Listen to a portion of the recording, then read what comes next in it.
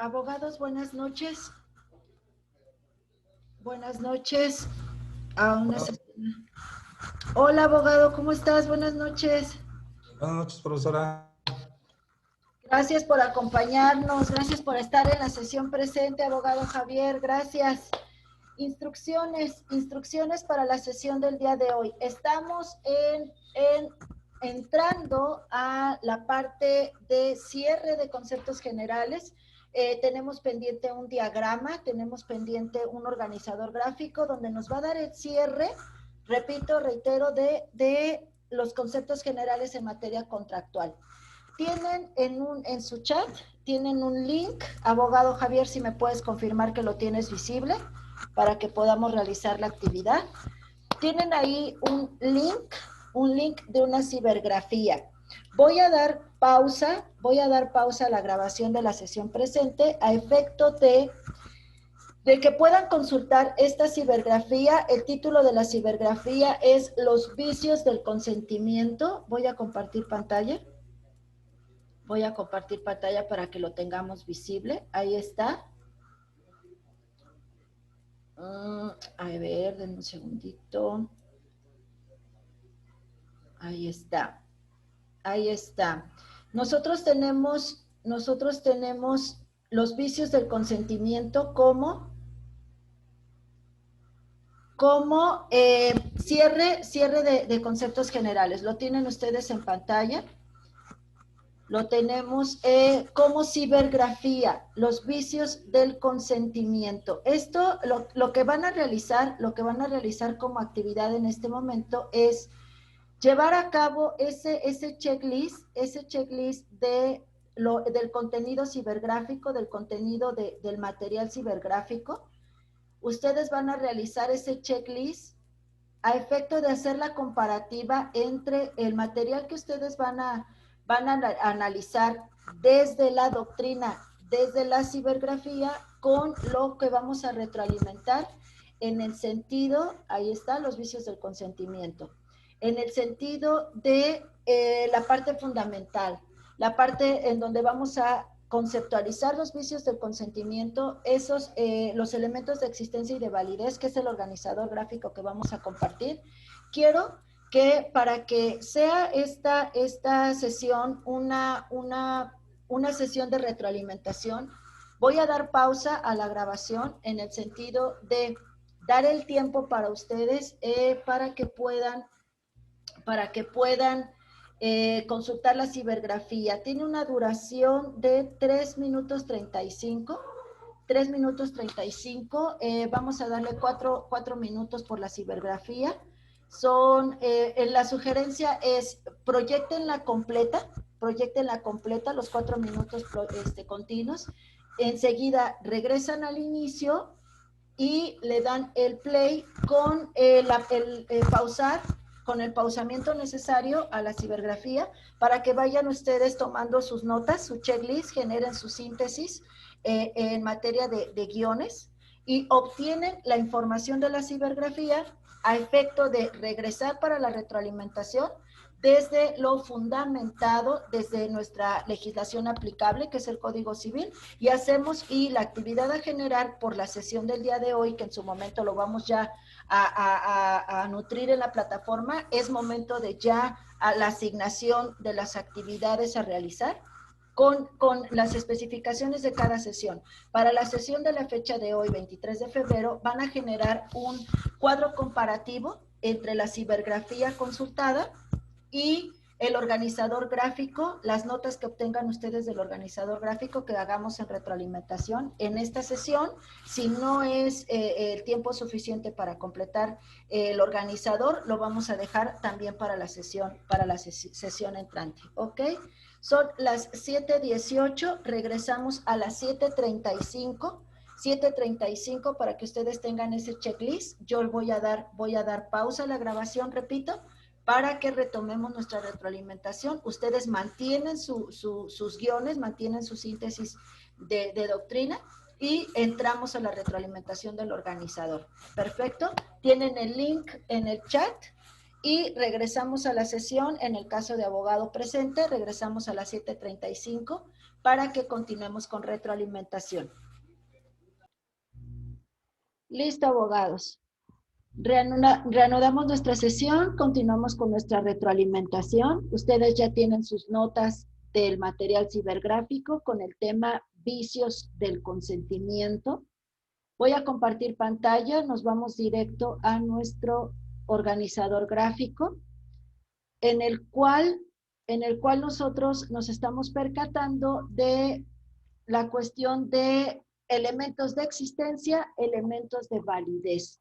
Nosotros ya en sesiones anteriores hemos hablado de los elementos, de los sujetos, de las obligaciones, inclusive hemos identificado, hemos clasificado los tipos de contratos según la teoría, según la doctrina, según la fundamentación. Es momento de darle cierre a los conceptos generales y daremos ese cierre con estos elementos. Hablábamos, los elementos de existencia son diversos, son diferentes a los elementos de validez. Un contrato existe, pero ¿qué tan es válido? Un contrato puede existir, pero puede existir con un consentimiento sí, con un objeto sí. Pero si ese consentimiento presenta uno de los vicios del consentimiento, entonces esa existencia se invalida. Es tan vinculado, es tan relacionado como la existencia propia y la validez propia del contrato.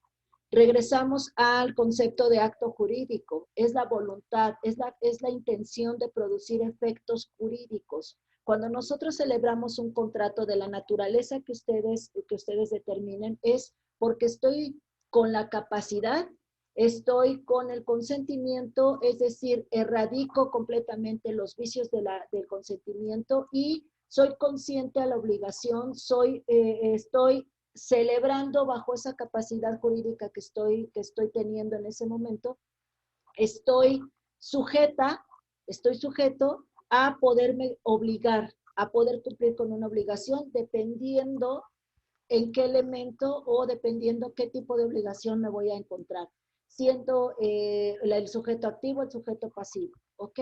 Nosotros tenemos como elementos de existencia dos. Nosotros tenemos el consentimiento como el primer elemento. Si no hay consentimiento, de entrada, si no hay consentimiento, no hay contrato. Si no hay consentimiento, no hay convenio. Esta es la unión de dos o más voluntades para crear o transferir derechos y obligaciones. Hablemos en el estricto sensu de contrato. Dos efectos, crear o transferir, crear o transmitir. Tengo el consentimiento expreso.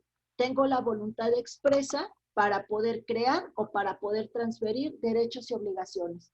Nuestro Código Civil del Estado de México, en su artículo 7.43, expresa, marca en la literalidad de la ley los tipos de consentimiento. El consentimiento puede ser expreso o tácito. Es expreso cuando se manifiesta verbalmente, por escrito, en documentos físicos, electrónicos o por signos inequívocos. Expreso, se permea la voluntad, se fija la voluntad y como bien lo dice el artículo, verbal, escrito, documentos físicos, electrónicos, es decir, físicos tangibles, electrónicos intangibles, o por signos inequívocos, es decir, la expresión tangible, intangible, pero física del consentimiento.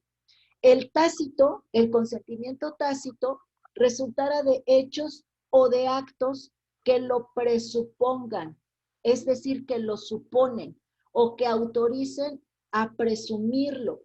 Encontremos también la palabra presumirlo derivado de la presunción, de hacer ese supuesto legal, se presume la conducta, excepto en los casos en que por ley o por convenio la voluntad deba manifestarse expresamente. ¿Qué significa esta parte final del artículo 7.43?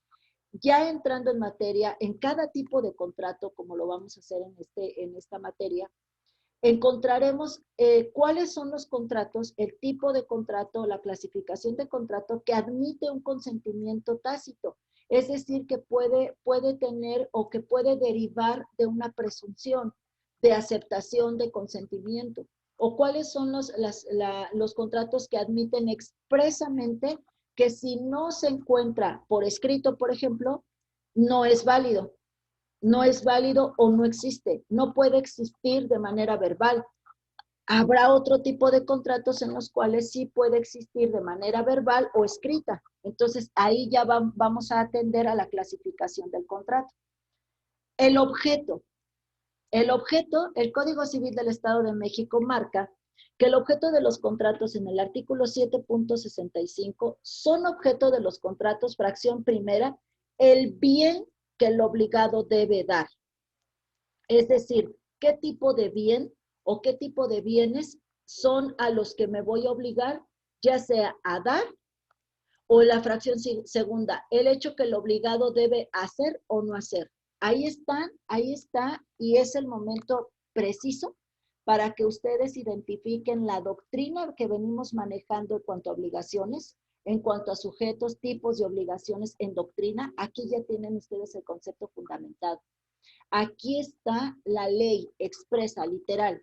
En el 7.65 te habla de los tipos de obligaciones. En su fracción primera dice la obligación de dar. En su fracción segunda, la obligación de hacer o no hacer. Ustedes ya saben identificar a quién le corresponde la obligación de dar y a quién le correspondería la obligación de hacer o no hacer, dependiendo el tipo de obligación, dependiendo el tipo de contrato, dependiendo qué bien es el que de qué clasificación de los bienes estoy abordando mi contrato, bienes inmuebles, bienes muebles, bienes mostrencos, bienes, toda la clasificación que ustedes ya conocen. Aquí ese es el objeto de los contratos. El objeto 1 es el bien. 2, el bien en cuanto a dar, en cuanto a hacer o cuanto no hacer en el hecho. Esa parte queda súper en retroalimentación porque ya lo hemos abordado en la doctrina. Aunado a esto, el Código Civil del Estado de México marca las características del bien objeto del contrato. Si bien es cierto, en el 7.65 me marca cuál es el objeto de un contrato, el bien. Si no hay un bien, por lo menos en materia civil, ojo aquí, esto es en materia civil, esto es en materia mercantil, debe existir un bien. Si nosotros abordamos la existencia del bien, entonces ya tenemos el objeto del contrato. El bien cualquiera del que se trate, dependiendo del tipo de contrato. Pero aquí en el 7.66 te marca el bien objeto del contrato debe, 1, fracción primera, existir en la naturaleza. Fracción segunda, ser determinado o determinable en cuanto a su especie. Fracción tercera, estar en el comercio. Aquí es la unificación exacta y precisa de la vinculación entre el Código Civil, entre el derecho civil y el derecho mercantil. Hablando de bienes, pero que estén sujetos a ser comerciables, a ser sujetos de ser comprados, a ser sujetos de ser enajenados, a ser sujetos de ser grabados. Todo el bien objeto de un contrato debe existir en la naturaleza, es decir, debe ser tangible. Si es intangible el bien, entonces estamos hablando de un derecho. Ejemplo, los derechos de autor, la patente, la marca. Y esa es otra naturaleza completamente del derecho, que ya nos vamos a la cuestión de la propiedad intelectual. Esa es la diferenciación que podemos encontrar entre los contratos civiles mercantiles y la cuestión de el registro, el derecho notarial, la ley de propiedad industrial, porque esos bienes son intangibles, pero aún así siguen siendo bienes. Una marca es una marca registrada. Si esa marca registrada se registra a través de lineamientos especificados en su ley aplicable. Si nosotros tenemos un bien que es tangible, entonces va a ser materia de un contrato. La prestación de un servicio, ejemplo, el contrato de prestación de servicio. Si bien es cierto, ahí, ¿cuál es el bien que existe en una prestación de servicio? Pues el bien es ese, el prestar el servicio, ya sea servicio únicamente o el servicio profesional. Ahí no estás hablando como tal de un bien tangible que puedes tocar, pero en la fracción segunda dice, el bien debe ser determinado o determinable en cuanto a su especie. En el contrato de prestación de servicios de obra a precio alzado, en la prestación de servicios profesionales, tú puedes determinar el bien, porque la especie del contrato al que te vas a obligar no es de un objeto tangible, sino intangible. Es más, el bien se convierte en servicio. Y aún así es un contrato que tiene un objeto, que es la prestación del servicio, ya sea servicio como tal o servicio profesional. El mandato es otro tipo de contrato donde, si bien es cierto, no hay un bien tangible de por medio, pero sí hay una representación. Es intangible, pero porque estoy representando un derecho. Entonces, pero aún así se puede determinar a su propia naturaleza y a su propia especie. Y aún así, yo puedo comerciar con esa prestación de servicio, ya sea nuevamente de servicio como oficio o servicio profesional. Un mandato es una representación. Aquí encontramos entonces los elementos de existencia. Para que exista un contrato debe haber consentimiento en sus dos formas, que puede ser la expresa o la tácita. Aquí el código nos marca en el 7.43 cuáles son los tipos, y debe de tener un objeto. El objeto, en el Código Civil vigente en el Estado de México, marca que el objeto tiene dos características: el bien que el obligado debe dar y el hecho que el obligado debe hacer o no hacer. Tipos de obligaciones con respecto a un bien tangible. También el código marca en el 7.66 que si el bien existe en la naturaleza, es determinado, determinable y está en el comercio, es un objeto lícito del contrato, ¿ok? De aquí partimos a los elementos de validez. Si bien es cierto, anteriormente ya existe el contrato, ya tiene una existencia, le falta la validez. Puede existir un bien, puede existir un bien determinado o un bien determinable, que sería la prestación del servicio. Determinado, un carro, un vehículo es un bien mueble, una casa habitación, un terreno son bienes inmuebles. Ya tenemos el objeto. Ya tenemos el consentimiento, porque si quiero expreso completamente de manera verbal o inclusive por escrito que quiero obligarme con respecto a ese bien o a esa prestación de servicio. Entonces, pasamos a los elementos de validez. Aquí encontramos por primer término la capacidad.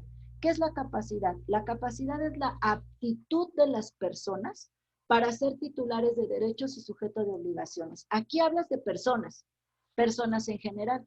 Nosotros, al nivel en el que nos encontramos, ya tenemos conocimiento de los tipos de personas: persona física y persona moral. Persona física es registrada como individual o identificada como en unisolo, y las personas morales son de dos o más, ya sea las asociaciones, las sociedades. Pero si estamos hablando de un contrato, puede ser de asociación si no tiene fines de lucro, y de sociedad si tiene fines de lucro. Entonces, yo tengo la capacidad, debo revisar.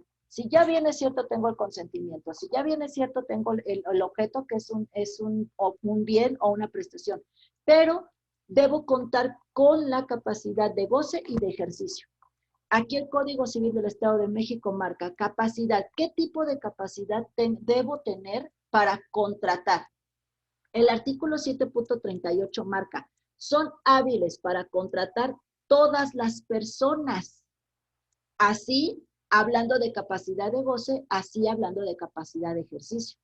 La capacidad de goce es la facultad y aptitud para ser titulares de derechos y de obligaciones. Puedo ser titular, solamente titular. Y la capacidad de ejercicio, se tiene la capacidad de ejercicio cuando no necesitas un representante para ejercer tus derechos y obligaciones. Es decir, tú en persona física, en individual, puedes esa titularidad convertirla en práctica, en praxis, llevarlo a cabo. Yo ya no necesito ser representado por considerarme un menor de edad. Ya a los 18 años, en nuestra legislación dogmática y orgánica de México, que es la Constitución Política de los Estados Unidos Mexicanos, marca que a los 18 se considera mayoría de edad. Adquiero la capacidad de ejercicio, adquiero la ciudadanía. Que sea la credencial de identificación mi documental pública para acreditar mi mayoría de edad, es un trámite meramente administrativo. Pero una vez que yo, con la documental pública que marca o que acredita la edad que yo tengo, yo ya adquiero capacidad de ejercicio. Obviamente, para poder contratar, es solicitada mi credencial de identificación, mi credencial expedida por la autoridad correspondiente, para acreditar y darle la formalidad, darle la solemnidad al contrato del que yo me vaya a sujetar. Hagamos un caso práctico. Yo tengo el consentimiento. tengo el consentimiento, es mi deseo adquirir una motocicleta, una moto en una tienda departamental, una moto comprándosela a uno de mis vecinos. Yo quiero, expreso verbalmente que es mi intención producir el efecto jurídico de crear una obligación que es pagar por esa motocicleta, un bien mueble. Ya tengo el objeto. ¿Cuál es el objeto? La motocicleta. Es un bien mueble. Pero sucede que tengo 15 años, que la edad que tengo actualmente es de 15 años. Entonces, no cuento con la capacidad para firmar un contrato. Es decir, a través de un representante es que tendría que sujetarme a la obligación. Tengo capacidad de goce, sí, pero no he adquirido la capacidad de ejercicio. Con la mayoría de edad, por ende, no tengo credencial de identificación. No tengo el documento o la documental pública que pueda darle la formalidad y pueda dar la acreditación de mi capacidad para contratar. Son hábiles para contratar todas las personas, pero tienen que contar con los dos tipos de capacidad, que es la de goce y la de ejercicio. Si una vez que sí, en mi caso práctico que les muestro, tengo 15 años, no soy capaz de firmar un contrato, pero en el elemento de validez. Es decir, que yo pueda tener una obligación con mi vecino, porque la tienda departamental no me va a extender un crédito, toda vez que no puedo firmar un crédito ni un contrato de fianza, por ejemplo, ¿no? Pero puedo tener privado una relación contractual con uno de mis vecinos, pero tengo consentimiento, tengo objeto, no tengo capacidad. Si aún así yo me obligo, entonces es un elemento de invalidez la capacidad que no he adquirido. Por lo tanto, el documento que yo firmara a mis 15 años es inválido. Sí existe, porque tan es así que la hoja, la impresión, los datos, todos los antecedentes y aún inclusive las cláusulas van a existir, pero no son válidas, porque no tiene la validez de la capacidad, ambas ejercicio y de goce, y que lo acredites con la credencial de lector o alguna identificación oficial para acreditar tu capacidad de ejercicio. De ahí que nosotros vamos a encontrar la ausencia de vicios del consentimiento. Si yo tengo ausencia, significa que tengo omisión de los vicios. Significa, contrario sensu, que tengo consentimiento. Hasta ahí. Pero, ¿qué pasa si yo tengo presencia de vicios del consentimiento? El Código Civil del Estado de México marca vicios del consentimiento.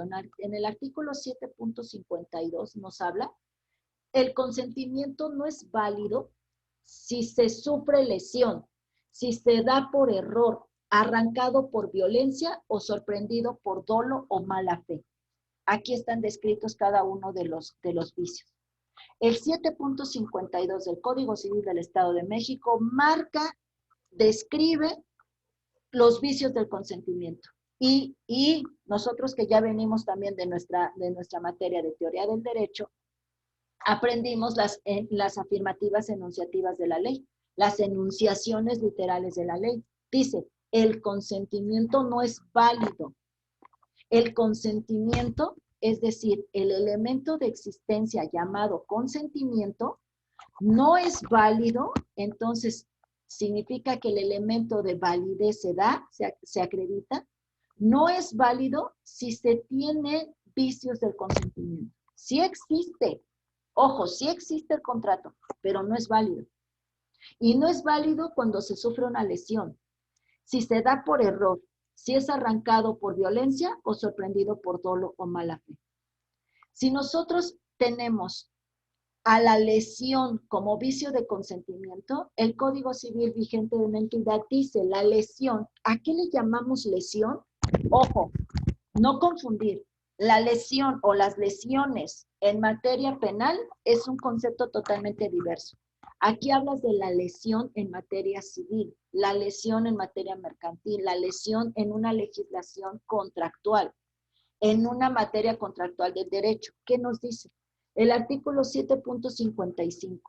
Cuando alguno, explotando la ignorancia, inexperiencia, miseria o el estado de necesidad de otro, obtiene un lucro excesivo que sea evidentemente desproporcionado a lo que él por su parte se obliga. El perjudicado tiene derecho de pedir la nulidad del contrato o en su caso la reducción equitativa de su obligación. Esto, abogados, esto es nuestra praxis.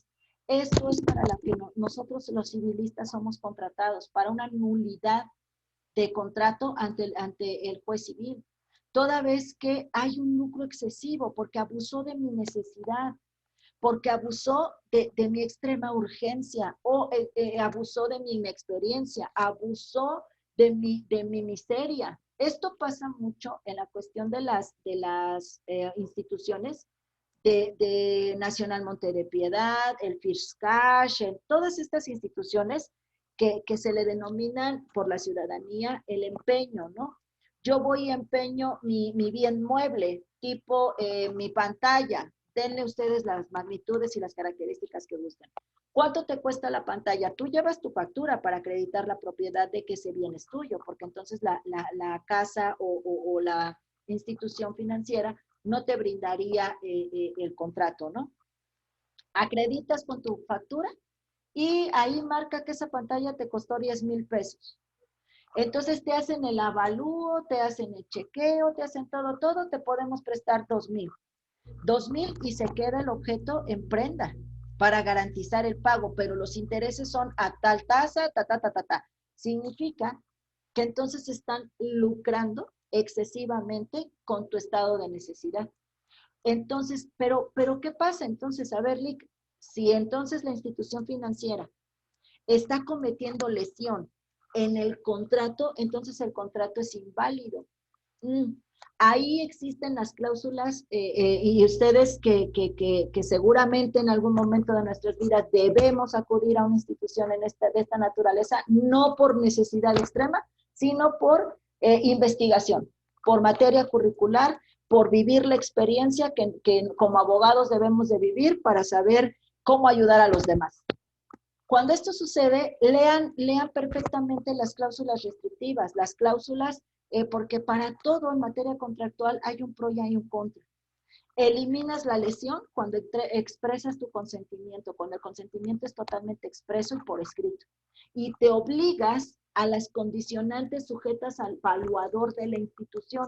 Tú no presentas tu propio perito en evaluación de la pantalla que vas a empeñar, te sujetas a la voluntad, entonces es ahí donde tú mismo o tú misma estás firmando el consentimiento expreso y te sujetas a las condicionantes de la financiera o de la institución. Entonces ahí evidentemente se elimina la lesión, porque entonces la lesión no se va en ignorancia. Cuando es en ignorancia, es que tú no leas el contrato es otra cosa, porque también eso es bien cierto. Ya en la calle, en la práctica, es que yo no, pues, si usted no leyó el contrato es su tema, no el mío, te dice la institución. Si usted no lee que tiene un mes para dar los 2,000 que se le prestó más 1,000 de interés y solamente así saca su pantalla, es su tema, se pierde su pantalla, pero es que a mí nadie me lo explicó, pues es que entonces usted tiene que leer lo que está firmando. Entonces, es ahí donde se da el pro y el contra y se elimina la lesión por parte de la institución en el caso práctico que te estoy comentando. Sugerencia, siempre lean las letras chiquitas de cualquier contrato que ustedes vayan a firmar. Si hablamos del error, el Código Civil del Estado de México marca error de hecho o error de derecho. Existen dos tipos de error en los vicios del consentimiento. Artículo 7.53 habla, el error de derecho o de hecho invalida el contrato cuando recae sobre el motivo determinante de la voluntad de cualquiera de los que contratan. Si en el acto de la celebración se declara ese motivo o si se prueba por las circunstancias del mismo contrato que se celebró, en el falso supuesto que lo motivó y no por otra causa. ¿Qué significa?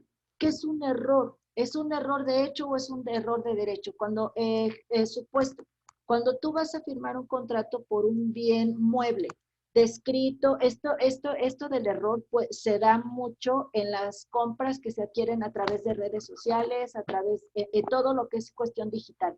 Te muestran la imagen del bien que tú pretendes adquirir, el costo del mismo, el envío, todas las plataformas. Pero al final cuando recibes la prenda, recibes el objeto, nada que ver con lo que te están mostrando. Entonces ahí se da el error porque recae en el motivo determinante de la voluntad de cualquiera. O te dicen, cuesta 100 pesos, pero gastos de envío, pero en letra chiquitita, 30 pesos. Y dices, ok, súper, ¿no? 100 más 30, sí, pero no lees como las condicionantes de la plataforma y eso no te sale en el momento en el que tú le das comprar o adquirir. Te sale previo e inclusive hasta cuando instalas tu aplicación, que tú te vas a sujetar a los costos de que por el ejercicio de la implican. Entonces ya no te costó 130, ya tu cargo ya es de mucho más dinero. Y dices, no, porque en el anuncio decía sí, pero tú estás sujetándote a las cláusulas de privacidad o a las cláusulas propias hasta del portal en el que te estás suscribiendo. Entonces, el error, vuelvo a lo mismo, el error viene y se materializa por no leer, por no estar enterados y firmar o contratar en desconocimiento completo, pero la persona, tu contraparte contractual, fue completamente expreso. El hecho de que tú no analices y firmes o contrates con ignorancia, el contrato está claro. Cuando en el contrato no está especificado, cuando en el contrato la plataforma no está expreso, ahí entonces sí se materializa el error. Asimismo dice que el error de cálculo o aritmético. El error de cálculo o aritmético solo da lugar a la rectificación. ¿Qué significa esto? Existe error sobre todo en los contratos de obra a precio alzado, en los contratos de depósito, por ejemplo, en los contratos que lleven una cuantificación. En los contratos que llevan cuantificación hay un error porque no se hizo las operaciones aritméticas de manera correcta. Pero aquí te dice que no se toma de manera drástica a la invalidez del contrato, sino amerita o se atiende a una rectificación de datos. Porque al final se puede rectificar, esa es una salvedad que te da por el error, por el cálculo. Calcular siempre tiene un azar. El cálculo, aun cuando hablas de una materia de la ciencia exacta como las matemáticas, pero Descartes y Comte, los filósofos, también marcaba que las matemáticas son un nivel de duda. Tan es así que diversos mecanismos te llevan al mismo resultado. Es un tema súper importante en materia de la filosofía del derecho, pero tiene todo que ver con el error en cuanto a vicios de consentimiento. Si nosotros atendemos a la violencia, el Código Civil marca concepto de violencia 7.60. Hay violencia cuando se emplea fuerza, ojo, física o moral, con amenaza de perder la vida, la honra, la libertad, la salud o una parte considerable de los bienes del contratante, de su cónyuge, concubino, ascendientes, descendientes y parientes colaterales dentro del segundo grado y por afinidad en primer grado. Esto súper se ve en la materia de sucesiones. Como civilista les puedo compartir que la violencia es uno de los vicios del consentimiento, sobre todo a los ascendientes colaterales. Se maneja la violencia, se maneja la coacción, se maneja esa amenaza, ¿no? Esa amenaza. Entonces, esa violencia, si se puede, ojo, también, no olvidemos que para que nosotros hablemos de la existencia de un vicio de consentimiento es porque lo puedes acreditar. Tú no puedes invocar un vicio del consentimiento sin que tengas las evidencias suficientes, las pruebas suficientes y necesarias para acreditar. El que imputa prueba. Entonces, si vas a llamar a la violencia, tienes los mecanismos legales y los instrumentos legales para acreditar. Si nosotros atendemos el dolo o mala fe, concepto de dolo o mala fe, el 7.56 habla, es dolo el artificio o maquinación fraudulenta que se emplea para inducir al error o mantener en él a alguno de los contratantes. Mala fe es la disimulación del error de uno de los contratantes una vez conocido. Ahí hay dos escenarios bien diferentes. El dolo es la premeditación, es maquinar un fraude, es maquinar, porque dice una maquinación fraudulenta, es fraude.